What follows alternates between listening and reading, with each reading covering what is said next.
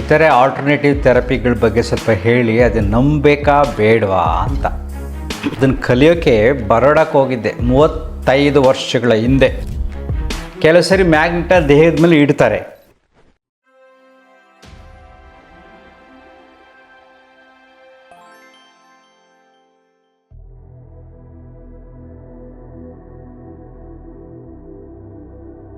ನಮಸ್ಕಾರ ಸ್ನೇಹಿತರೆ. ನಮ್ಮ ಹ್ಯಾಪಿ ಲೈಫ್ ಯೂಟ್ಯೂಬ್ ಚಾನಲ್ನಲ್ಲಿ ಪ್ರಶ್ನೆ ಕೇಳ್ತಾ ಇದ್ದಾರೆ, ಕಲರ್ ಥೆರಪಿ ಮತ್ತು ಅಕ್ಯುಪಂಕ್ಚರ್ ಇತರೆ ಆಲ್ಟರ್ನೇಟಿವ್ ಥೆರಪಿಗಳ ಬಗ್ಗೆ ಸ್ವಲ್ಪ ಹೇಳಿ, ಅದನ್ನು ನಂಬಬೇಕಾ ಬೇಡವಾ ಅಂತ. ಇದನ್ನು ನಾನು ತುಂಬ ವರ್ಷಗಳ ಹಿಂದೆ ಮಾಡ್ತಾ ಇದ್ದೆ. ಅದನ್ನು ಕಲಿಯೋಕ್ಕೆ ಬರೋಡಕ್ಕೆ ಹೋಗಿದ್ದೆ 35 ವರ್ಷಗಳ ಹಿಂದೆ. ಬರೋಡದಲ್ಲಿ colour therapy, magnetotherapy, pyramid therapy, acupressure, acupuncture ಈ ಥರ ಆಲ್ಟರ್ನೇಟಿವ್ ಮೆಡಿಕಲ್ ಸಿಸ್ಟಮ್ಸ್ ಅಂತಿದೆ. ಅದ್ರ ಬಗ್ಗೆ ತಿಳ್ಕೊಳ್ಳೋಕೆ ಅಲ್ಲೋಗಿದ್ವಿ ವರ್ಕ್ಶಾಪ್ಗೆ. Around 15 days. ಬೆಳಗ್ಗೆ ಸಂಜೆ ವರ್ಕ್ಶಾಪ್ ಇರುತ್ತೆ, ಪ್ರಾಕ್ಟೀಸ್ ಮಾಡಿಸ್ತಾರೆ, ಸರ್ಟಿಫಿಕೇಟ್ ಕೊಡ್ತಾರೆ, ಏನೆಲ್ಲ ಮಾಡ್ತಾರೆ. ಅದೆಲ್ಲ ಇತ್ತು ಆಗಲೇ. ಅದ್ರ ಬಗ್ಗೆ ಸ್ವಲ್ಪ ಕ್ಯೂರಿಯಾಸಿಟಿ ಜಾಸ್ತಿ ನಮಗೆ, ಹೆಂಗೆ ವರ್ಕ್ ಆಗುತ್ತೆ ಅನ್ನೋದ್ರ ಬಗ್ಗೆ. ನಾವು ಡೀಪಾಗಿ ಹೋಗ್ತಾ ಇದ್ವಿ. ಈಗ ಇದು ಕೇಳಿದರೆ ಕಲರ್ ಥೆರಪಿ. ಈ ಕಲರ್ ಥೆರಪಿನ 2 ವಿಧಗಳಲ್ಲಿ ಉಪಯೋಗಿಸ್ತಾರೆ. ಒಂದು ಬಾಟಲ್ಸ್ಗಳು, ಕಲರ್ ಬಾಟ್ಲ್ಗಳಲ್ಲಿ ನೀರನ್ನು ತುಂಬಿ ಅದನ್ನು ಸೂರ್ಯನ ಬೆಳಕಿನಲ್ಲಿ ಇಷ್ಟು ಗಂಟೆ ಅಂತ ಇಟ್ಟು, ಈ ಥರ ಕಾಯಿಲೆಗಳ ಈ ನೀರು ಕುಡಿದ್ರೆ ಹೋಗುತ್ತೆ ಅಂತ ಮೊದಲು ಅದನ್ನು ಕೊಡ್ತಾಯಿದ್ರು. ಈಗ ಅದಿಲ್ಲ ಜಾಸ್ತಿ. ಈಗ LED ಲೈಟ್ ಬಂದುಬಿಟ್ಟಿದೆ. LED ಲೈಟ್ ಬಂದಮೇಲೆ ಮಲಗಿಸಿ ಅವರ ಕಾಯಿಲೆಗಳ ಬಗ್ಗೆ ತಿಳ್ಕೊಂಡು, ಇಂತಿಂಥ ಕಾಯಿಲೆಗೆ ಈ ರೀತಿ ಬಣ್ಣ ಎಫೆಕ್ಟ್ ಆಗುತ್ತೆ ಅಂತ ಅವರ ದೇಹದ ಮೇಲೆ ಬಿಡ್ತಾರೆ, ಕಣ್ಣತ್ರ ಬಿಡ್ತಾರೆ, ಮುಖದ ಮೇಲೆ ಬಿಡ್ತಾರೆ. ಇದೆಲ್ಲ ಈಗ ಮಾಡ್ತಿದ್ದಾರೆ. ಯಾವಾಗ LED ಬಂದಮೇಲೆ. LED ಬರೋಕ್ಕಿಂತ ಮೊದಲು ಈ ಬಾಟ್ಲಲ್ಲಿ ನೀರಿಟ್ಟು ಕುಡಿಸ್ತಾಯಿದ್ರು. ದೆನ್ ಆಕ್ಯುಪಂಕ್ಚರ್, ಆಕ್ಯುಪ್ರೆಷರ್, ಫಿಸಿಯೋಥೆರಪಿ ಅಂತ ಬಂದಿದೆ. ಅಂದರೆ ಆಕ್ಯುಪ್ರೆಷರ್ನೇ ಅದಕ್ಕೆ ಒಂದು ಹೆಸರು ಕಾಳಿಟ್ಟು ಅದಕ್ಕೆ ಟೇಪ್ ಹಾಕಿ ಕೂರಿಸ್ತಾರೆ. ಆಕ್ಯುಪಂಕ್ಚರ್ ಅಂದರೆ ಸಣ್ಣ ನೀಡ್ಲಿರುತ್ತೆ, ಕೆಲವು ಪರ್ಟಿಕ್ಯುಲರ್ ಆಕ್ಯುಪ್ರೆಷರ್ ಪಾಯಿಂಟ್ನಲ್ಲಿ ಅದನ್ನು ಚುಚ್ತಾರೆ, ಚುಚ್ಬಿಟ್ಟು ಸ್ವಲ್ಪ ಹೊತ್ತು ಕೂರಿಸ್ತಾರೆ. ಮ್ಯಾಗ್ನೆಟೋಥೆರಪಿನಲ್ಲಿ ಮ್ಯಾಗ್ನೆಟ್ ಮೇಲೆ ನೀರನ್ನಿಟ್ಟು ಮ್ಯಾಗ್ನೆಟೈಸ್ ಮಾಡಿ ಆ ನೀರನ್ನು ಕುಡಿಸ್ತಾರೆ. ಕೆಲವು ಸರಿ ಮ್ಯಾಗ್ನೆಟ ದೇಹದ ಮೇಲೆ ಇಡ್ತಾರೆ. ಮ್ಯಾಗ್ನೆಟಿಕ್ ಬೆಲ್ಟು, ಮ್ಯಾಗ್ನೆಟಿಕ್ ಬೆಡ್ಡು, ಹೀಗೆ ಬೇಕಾದಷ್ಟು ಆಲ್ಟರ್ನೇಟಿವ್ ಥೆರಪೀಸ್ ಪ್ರಾಕ್ಟೀಸ್ನಲ್ಲಿ ಇತ್ತು ಮೊದಲೆಲ್ಲ ಜಾಸ್ತಿ. ಈಗ ಪುನಃ ಚಿಗುರ್ತಾ ಇದೆ. ಸೋಷಿಯಲ್ ಮೀಡಿಯಾ ಬಂದಮೇಲೆ, ಯೂಟ್ಯೂಬ್ ಬಂದಮೇಲೆ, ಅಲ್ಲಿ ಇಲ್ಲಿ ಎಲ್ಲ ಬಂದಮೇಲೆ ಅದನ್ನು ಜನರ ಭಾವನೆಗಳನ್ನು, ಅವರ ಸಮಸ್ಯೆಗಳನ್ನು, ಅವರ ದುರ್ಬಲ ಮನಸ್ಸುಗಳನ್ನು ಉಪಯೋಗಿಸ್ಕೊಂಡು ಈಗ ಅದನ್ನು ಬಿಸ್ನೆಸ್ಸಾಗಿ ಜಾಸ್ತಿ ಮಾಡ್ತಾ ಇದ್ದಾರೆ. ಹೇಗೆ ಅಂದರೆ ನೋಡಿ, ನಾನು ಹೇಳ್ತೀನಿ, ತುಂಬ ಸರಳವಾಗಿ ಅರ್ಥ ಮಾಡ್ಕೊಳ್ಳಿ. ಇದನ್ನು ಹುಸಿ ವಿಜ್ಞಾನ ಅಂತ ಕರೀತಾರೆ, ಫಾಲ್ಸ್ ಸೈನ್ಸ್ ಅಂತ. ಇದು ಜಾಸ್ತಿ ಕೆಲಸ ಮಾಡೋದೇ 2 ವಿಚಾರಗಳ ಮೇಲೆ. ಹೇಗೆ? ಮೊದಲನೇದು ನಂಬಿಕೆ, ಎರಡನೇದು ರಿಲ್ಯಾಕ್ಸೇಷನ್ ಆಫ್ ಟೈಮ್, ವಿಶ್ರಾಂತಿ ಮಾಡುವ ಕಾಲ. ಈ ನಂಬಿಕೆ ಮೇಲೆ ಜಾಸ್ತಿ ಕೆಲಸ ಮಾಡುತ್ತೆ. ಅಂದರೆ ಕ್ರಾನಿಕ್ ಡಿಸೀಸ್ ಮೇಲೆಲ್ಲ, ಸಣ್ಣ ಪುಟ್ಟ ಕಾಯಿಲೆಗಳು, ದೇಹದಲ್ಲಿರ್ತಕ್ಕಂಥ ನೋವುಗಳು, ಒತ್ತಡಗಳು, ಇದರಿಂದ ಆಗಿರ್ತಕ್ಕಂಥ ಸಮಸ್ಯೆಗಳನ್ನು ಸರಿ ಮಾಡೋಕ್ಕೆ ಈ ಥೆರಪಿಗಳು ಸಹಾಯ ಮಾಡುತ್ತೆ. This is not ultimate. ಒಂದು ಪೂರಕವಾದ ಹುಸಿ ವಿಜ್ಞಾನ, ಫಾಲ್ಸ್ ಸೈನ್ಸ್. ಹೇಗೆ ನಾನು ಹೇಳ್ತೀನಿ ನೋಡಿ. ನಂಬಿಕೆ, ಅದಕ್ಕೊಂದು ಜೋಕ್ ಇದೆ, ನೀವು ಇದು ಅರ್ಥ ಮಾಡ್ಕೋಬೇಕು. ತುಂಬ ಜನ ಕೇಳಿರ್ತೀರ, ಆದರೂ ಇದು ತುಂಬ ಆಳವಾದ ಅರ್ಥ ಇದೆ. ಇದನ್ನು ಉಪಯೋಗಿಸ್ಕೊಂಡು ಎಲ್ಲ ಆಟ ಆಡ್ತಾ ಇರೋದು. ಒಂದು ಹಳ್ಳಿನಲ್ಲಿ, ಚಿಕ್ಕ ಪಟ್ಟಣ, ಅಲ್ಲಿ ಒಬ್ಬ ಫೇಮಸ್ ಡಾಕ್ಟ್ರ್ ಇದ್ದರು. ಎಲ್ಲ ಕಾಯಿಲೆ ಬಂದು ಅವ್ರ ಹತ್ರನೇ ಹೋಗ್ತಾಯಿದ್ದು, ಅವರೇ ಟ್ರೀಟ್ಮೆಂಟ್ ಕೊಡ್ತಾಯಿದ್ರು. ಅವರು ಡಾಕ್ಟ್ರು ಫ್ಯಾಮಿಲಿ ಜೊತೆ ಒಂದು ಸಿನಿಮಾ ನೋಡೋಕ್ಕೆ ಸಿನಿಮಾ ಥಿಯೇಟ್ರಿಗೆ ಬಂದಿದ್ದರು. ಅಲ್ಲಿ ಕುಳಿತಿದ್ರು, ಸಿನಿಮಾ ನೋಡ್ತಾಯಿದ್ರು. ಪಕ್ಕದಲ್ಲಿ ಒಬ್ಬ ಹಳ್ಳಿಯವನಿದ್ದ. ಅವನು ಸಡನ್ನಾಗಿ ಏನೋ ತಿಂದ್ಬಿಟ್ಟು ಹೊಟ್ಟೆನೋ ಬಂದ್ಬಿಡ್ತು. ಅವನಿಗೆ ತಡ್ಕೊಳಕ್ಕೆ ಆಗ್ತಾಯಿಲ್ಲ. ಪಕ್ಕದಲ್ಲಿ ಡಾಕ್ಟ್ರ್ ಕುಳಿತಿದ್ದಾರೆ. ಸರಿ ಇಲ್ಲೇ ಏನಾರು ಕೇಳಿಬಿಡೋಣ, ಅವ್ರ ಹತ್ರ ಏನಾರು ಇರುತ್ತೇನೋ ಅಂದ್ಬಿಟ್ಟು, ಡಾಕ್ಟ್ರೇ ನನಗೆ ಹೊಟ್ಟೆ ನೋಗ್ತದೆ, ಏನು ಮಾಡಲಿ, ಸಿನಿಮಾ ನೋಡೋಕೆ ಪ್ಲೀಸ್ ಸಹಾಯ ಮಾಡಿ ಅಂದರು. ಡಾಕ್ಟ್ರು ಸಿನಿಮಾ ಇಂಟ್ರೆಸ್ಟಿಂಗಾಗಿ ನೋಡ್ತಾ ಇದ್ದಾರೆ. ಆಯಿತು, ನನ್ನ ಹತ್ರ ಮಾತ್ರೆ ಇದೆ ಕೊಡ್ತೀನಿ, ಇದನ್ನು ನುಂಗಬೇಡ, ಬಾಯಲ್ಲಿ ಇಟ್ಕೊಂಡು ಚೀಪ್ತಾ ಇರೋ ಅಂದ್ಬಿಟ್ಟು ಒಂದು ಮಾತ್ರೆನ ಬಾಯಲ್ಲಿಟ್ಟರು. ಅವನು ಖುಷಿ, ಬಾಯಲ್ಲಿ ಇಟ್ಕೊಂಡು ಅದು ಚಿಪ್ತಾ ಸಿನಿಮಾ ನೋಡ್ತಾ ಇದ್ದಾನೆ. ಹಾಗೇ ಹೊಟ್ಟೆ ನೋವು ಕಡಿಮೆ ಆಗ್ತಾಯಿದೆ. ಹೊಟ್ಟೆ ನೋವು ಕಡಿಮೆ ಆಯಿತು ಅಂದಾಗ ಅಷ್ಟೊಂದು ಸಿನಿಮಾ ಮುಗೀತು. ಡಾಕ್ಟ್ರ್ ಹೇಳಿದ್ರು ಆ ಮಾತ್ರೆ ವಾಪಸ್ ಕೊಡೋಂದ್ರು. ಅವ್ನು ಬಾಯಿನ ತೆಗೆದುಕೊಟ್ಟು ಅದೇನಪ್ಪ ಅಂದರೆ ಕೋಟಿನ ಗುಂಡಿ. ಆ ಟೈಮ್ಗೆ ಡಾಕ್ಟ್ರ್ ಏನು ಮಾಡಿದರು, ಕೋಟಿನ ಗುಂಡಿ ಕಿತ್ತು ಅವ್ನು ಬಾಯಲ್ಲಿ ಇಟ್ಟಿದ್ರು. ಸೊ ಡಾಕ್ಟ್ರು ಮಾತ್ರೆ ಕೊಟ್ಟಿದ್ದಾರೆ, ಗಟ್ಟಿಯಾದ ಮಾತ್ರೆ ಅಂತ. ಪೇಷಂಟ್ ನಂಬ್ಕೊಂಡು ಅದು ಚೀಪ್ತಾ ಇದ್ದಾಗ ಸೈಕಲಾಜಿಕಲ್ ಎಫೆಕ್ಟ್ ಆಗಿ ಅವನ ಹೊಟ್ಟೆ ನೋವು ಕಡಿಮೆ ಆಯಿತು. ಯಾಕೆಂದರೆ ಆ ಡಾಕ್ಟ್ರ್ ಮೇಲೆ ನನಗೆ ಅಪಾರವಾದ ನಂಬಿಕೆ ಇತ್ತು. ಸೊ ಇಲ್ಲೂ ಹಾಗೆಯೇ ಆಲ್ಟರ್ನೇಟಿವ್ ಥೆರಪಿಸ್ನಲ್ಲಿ ಜಾಸ್ತಿ ಕೆಲಸ ಮಾಡೋದೇ ನಂಬಿಕೆ. ಈಗ ರೇಖಿ ಅಂತ ತೊಗೊಳ್ಳಿ, ಬೇರೆ ಯಾವ್ಯಾವ್ದಾದ್ರು ತೊಗೊಳ್ಳಿ, ಅದರಲ್ಲೆಲ್ಲ ನಂಬಿಸ್ತಾರೆ. ನಂಬೋ ರೀತಿ ಕೆಲವಾರು ವಿಚಾರಗಳನ್ನು ಮಂಡನೆ ಮಾಡ್ತಾರೆ, ಆ ಪರಿಸರವನ್ನು ಸೃಷ್ಟಿ ಮಾಡ್ತಾರೆ, ಅದಕ್ಕೆ ತಕ್ಕಂಥ ಅವತಾರಗಳನ್ನು ಮಾಡ್ತಾರೆ. ಆವಾಗ ಮನಸ್ಸು ನಂಬುತ್ತೆ. ಮನಸ್ಸು ನಂಬಿದಾಗ ಏನಾಗುತ್ತೆ, ಅವ್ರು ಏನು ಹೇಳ್ತಾರೆ ಎಫೆಕ್ಟ್ ಆಗುತ್ತೆ. ನೆಕ್ಸ್ಟ್ ಪಾಯಿಂಟ್ ನಾನು ಹೇಳಿದೆ, ರಿಲ್ಯಾಕ್ಸೇಷನ್ ಆಫ್ ಟೈಮ್. ಇದು ತುಂಬ ಮುಖ್ಯ. ಈ ಸೀಕ್ರೆಟ್ಸ್ ಯಾರೂ ನಿಮ್ಗೆ ಹೇಳಲ್ಲ. ಇದೇ ಅದ್ಭುತವಾದದ್ದು. ನೀವೇನು ಮಾಡ್ತೀರಾ, ಈಗ ಫಾರ್ ಎಕ್ಸಾಂಪಲ್ ರೇಖಿ ಮಾಡಬೇಕಾದ್ರೆ ಅರ್ಧ ಗಂಟೆ ಮಿನಿಮಮ್ 1 ಗಂಟೆ ಮಾಡಿಸ್ತಾರೆ ಸ್ಟಾರ್ಟಿಂಗಲ್ಲಿ. ರೇಖಿ ಸ್ಟೇಜ್ 1ನಲ್ಲಿ ಈ ಥರ ಕೈ ಇಟ್ಕೊತಾರೆ ತಲೆ ಮೇಲೆ, ಹಿಂಗೆ ಇಟ್ಕೊತಾರೆ, ಹೀಗೆ ಬರ್ತಾರೆ, ಎಲ್ಲ ಪಾರ್ಟ್ಗಳ ಮೇಲೆ ಕೈ ಇಟ್ಕೊಂಡು ಬರ್ತಾರೆ. ಅರ್ಧ ಗಂಟೆ ಮಲಕ್ಕೊಂಡು ಕೈ ಇಟ್ಕೊಂಡು ನಿನ್ನ ಕೈನಿಂದ ಶಕ್ತಿ ಬರ್ತಾ ಇದೆ ಅನ್ನತಕ್ಕಂಥದ್ದು ನಂಬಿಸ್ತಾರೆ. ಆ ನಂಬಿಕೊಂಡು ಕೈ ಹಿಂಗೆ ಇಟ್ಕೊಂಡಾಗ ಕೈನಿಂದ ಶಕ್ತಿ ಬೆಚ್ಚಗಿರುತ್ತೆ. ಅದನ್ನು ಗಮನಿಸ್ತಾ ಇರ್ತೀರಾ. ಒಂದು ಶಕ್ತಿ ಬರುತ್ತೆ, ದೇಹ ಎಲ್ಲ ಹೀಲಾಗುತ್ತೆ, ಮನಸ್ಸೆಲ್ಲ ಹೀಲಾಗುತ್ತೆ, ವಾಸಿ ಆಗುತ್ತೆ ಅಂತ ನೀವು 3/4 ಗಂಟೆ ದೇಹ ರಿಲ್ಯಾಕ್ಸ್ ಮಾಡಿದ್ರೆ ಸಹಜವಾಗಿ ಸಣ್ಣ ಪುಟ್ಟ ಸಮಸ್ಯೆಗಳು ಕಾಣೆಯಾಗ್ತವೆ.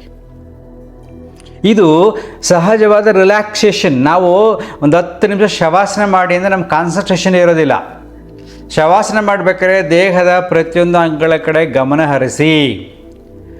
Relax your big toe, relax your legs, something like that ಎಲ್ಲ ಇನ್ಸ್ಟ್ರಕ್ಷನ್ಸ್ ಕೊಡ್ತೀವಿ. ಕಾಲಿನಿಂದ ತಲೆಯವರೆಗೆ ಸಂಪೂರ್ಣವಾಗಿ ಪ್ರತಿಯೊಂದು ಅಂಗಗಳಿಗೂ ನಾವು ಇನ್ಸ್ಟ್ರಕ್ಷನ್ಸ್ ಕೊಡ್ತೀವಿ. ಅದನ್ನು ಫಾಲೋ ಮಾಡ್ತಾ ಹೋದಾಗ 10 ನಿಮಿಷದಲ್ಲಿ ರಿಲ್ಯಾಕ್ಸ್ ಆಗುತ್ತೆ.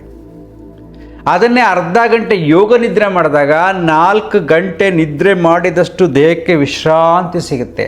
ಆ ವಿಶ್ರಾಂತಿ ಸಿಕ್ಕಿದಾಗ ಮನಸ್ಸಿನಲ್ಲಿ ಉಂಟಾಗಿರತಕ್ಕಂಥ ದ್ವಂದ್ವಗಳು, ಕಾಯಿಲೆಗಳು, ನೋವುಗಳು, ಇಟ್ಸ್ ಕಾಲ್ಡ್ ಸೈಕೋಸಮ್ಯಾಟಿಕ್ ಡಿಸಾರ್ಡರ್ಸ್ ಅಂತ ಕರಿತೀವಿ. ಮನೋವೇಗದಿಂದ ಬರತಕ್ಕಂಥ ಕಾಯಿಲೆಗಳೆಲ್ಲ ಕಡಿಮೆ ಆಗ್ತಾ ಬರುತ್ತೆ. ಈ ಸೀಕ್ರೆಟನ್ನೇ ಆಲ್ಟರ್ನೇಟಿವ್ ಥೆರಪಿಲಿ ಉಪಯೋಗಿಸೋದು. ಏನು ಮಾಡ್ತಾರೆ, ರೇಖಿನ ಅರ್ಧ ಗಂಟೆ ಮಲಗಿಸ್ತಾರೆ, ಅದು ಮಾಡ್ತಾರೆ. ಸೆಕೆಂಡ್ ಸ್ಟೇಜಲ್ಲಿ ಬೇರೆ ಕಲ್ಪನೆಯಲ್ಲಿ ಮಾಡ್ತಾರೆ. ಅದೇ ರೀತಿ ಏನು ಮಾಡ್ತಾರೆ, ಆಕ್ಯುಪಂಕ್ಚರಲ್ಲಿ ಏನು ಮಾಡಿ ಚುಚ್ತಾರೆ, ಮಲಗಿಸ್ತಾರೆ.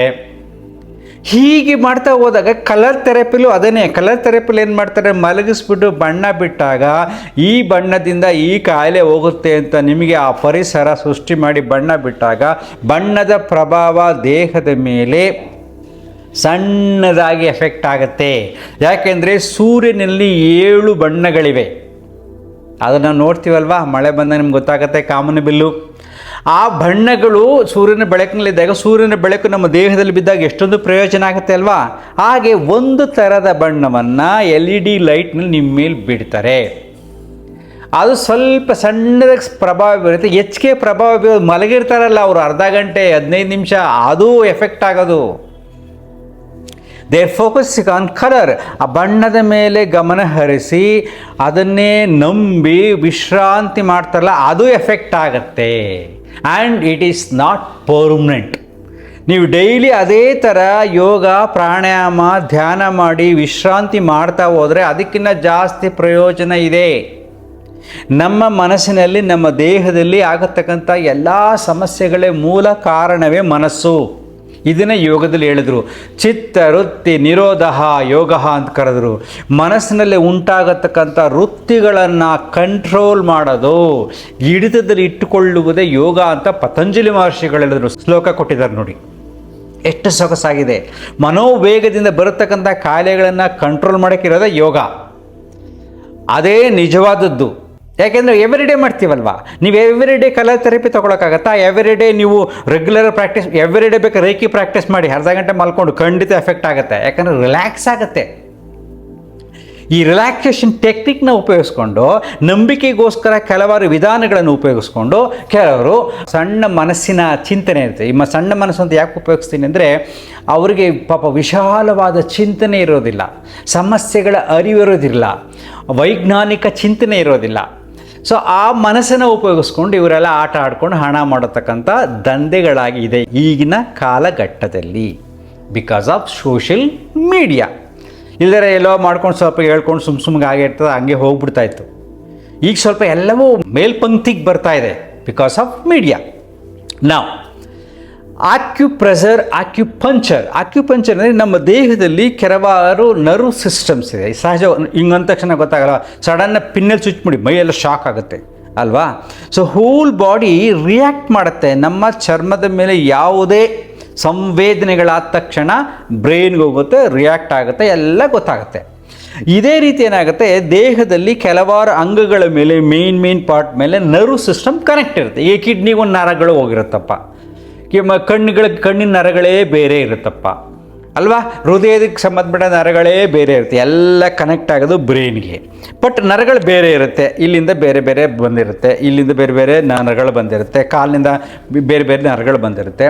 ಆ ನರಗಳ ಮೇಲೆ ಸ್ಟಿಮ್ಯುಲೇಟ್ ಮಾಡಿದಾಗ ಆ ಪರ್ಟಿಕ್ಯುಲರ್ ಪಾಯಿಂಟ್ ಆ್ಯಕ್ಟ್ ಮಾಡುತ್ತೆ. ಎನರ್ಜಿ ಸರ್ಕ್ಯುಲೇಷನ್ ಎಚ್ಚರ ಆದಂಗೆ ಆಗುತ್ತೆ. ಎಚ್ಚರ ಆದಾಗ ಅದು ರಿಲ್ಯಾಕ್ಸ್ ಆಗುತ್ತೆ. ಆದರೆ ಇಲ್ಲೊಂದು ತುಂಬ ಸೀಕ್ರೆಟ್ ತಿಳ್ಕೊಳ್ಳಿ, ಸತ್ಯ ತಿಳ್ಕೊಳ್ಳಿ, ಇವೆಲ್ಲವೂ ಕ್ಷಣಿಕವಾದ ರಿಯಾಕ್ಷನ್, ಪರ್ಮನೆಂಟ್ ಸೊಲ್ಯೂಷನ್ ಅಲ್ಲ. ಸಣ್ಣ ಪುಟ್ಟ ವ್ಯತ್ಯಾಸಗಳಾದಾಗ, ದೇಹದಲ್ಲಿ ನೋವುಗಳಾದಾಗ, ಅಲ್ಲಿ ಮಲ್ಕೊಂಡಿದ್ದಾಗ ರಿಲ್ಯಾಕ್ಸ್ ಆಗುತ್ತೆ, ಮತ್ತು ಆ ನರ ಸ್ಟಿಮ್ಯುಲೇಟ್ ಆದಾಗ ಅದು ರಿಯಾಕ್ಟ್ ಆಗುತ್ತೆ. ಅದೇ ಕೆಲಸ ನೀವು ಶವಾಸನ ಮಾಡಿ, ಯೋಗನಿದ್ರೆ ಮಾಡಿ, ಧ್ಯಾನ ಮಾಡಿ, ಸೇಮ್ ರಿಸಲ್ಟ್ ಸಿಗುತ್ತೆ.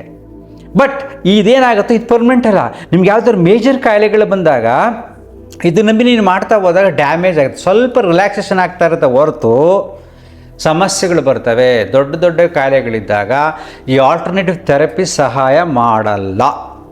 ಅದಕ್ಕೆ ನೀವು ಮೆಡಿಕಲ್ ಸಿಸ್ಟಮ್ಗೆ ಹೋಗಬೇಕು. ನ್ಯಾಚುರೋಪತಿ, ಆಯುರ್ವೇದ, ಹೋಮಿಯೋಪತಿ, ಅಲೋಪತಿ, ಈ ಸಿಸ್ಟಮ್ಸ್ಗೆ ನೀವು ಹೋಗಬೇಕು. ಇದು ತುಂಬ ಮುಖ್ಯ. ಅದಕ್ಕೋಸ್ಕರ ನಾನು ವಿಡಿಯೋ ಮಾಡ್ತಾ ಇದ್ದೀನಿ, ನಿಮಗೆ ಹೇಳ್ತಾ ಇದ್ದೀನಿ. ಇದು ಸಣ್ಣ ಪುಟ್ಟಗೆ ಸಹಾಯ ಮಾಡೋದು ಹೇಗೆ ಅಂದರೆ, ಕೇವಲ ನಂಬಿಕೆ ಮತ್ತು ದ ಟೈಮ್ ಆಫ್ ರಿಲ್ಯಾಕ್ಸೇಷನ್, ಎಷ್ಟು ಟೈಮ್ ರಿಲ್ಯಾಕ್ಸ್ ಮಾಡ್ತಿರಲ್ವ ಅದರ ಮೇಲೆ ಎಫೆಕ್ಟ್ ಆಗುತ್ತೆ. ಅದು ಕೂಡ ಸಣ್ಣ ಪುಟ್ಟ ನೋವುಗಳಿಗೆ, ಕಾಯಿಲೆಗಳಿಗೆ ಅಷ್ಟೇ. It is temporary. ಇದನ್ನು ಮೊದಲೇ ತುಂಬ ಜನ ಪುಸ್ತಕ ಎಲ್ಲ ಬರೆದಿದ್ದಾರೆ, ಹುಸಿ ವಿಜ್ಞಾನ ಅಂತ. ಅರ್ಥ ಆಗ್ತಿದೆಯಾ? ಸೊ ನೀವು ಕೆಲವ್ರಿಗೆ ಈಗ ಹೋಗಿ ಸಣ್ಣ ಪುಟ್ಟ ಕಾಸು ಕಡಿಮೆ ಚಾರ್ಜ್ ಮಾಡ್ತಾರಲ್ಲ, ಅವ್ರ ಹತ್ರ ಹೋಗಿ ತಪ್ಪಿಲ್ಲ. ರೇಖೆ ಕಲಿಬೇಕಾ ಕಲೀರಿ, ಆಕ್ಯುಪಂಚರ್ ಮಾಡಿಸ್ಕೋಬೇಕಾ ಮಾಡಿಸ್ಕೊಳ್ಳಿ, physiotherapy, magnetotherapy, pyramid therapy, all this therapies for temporary relief.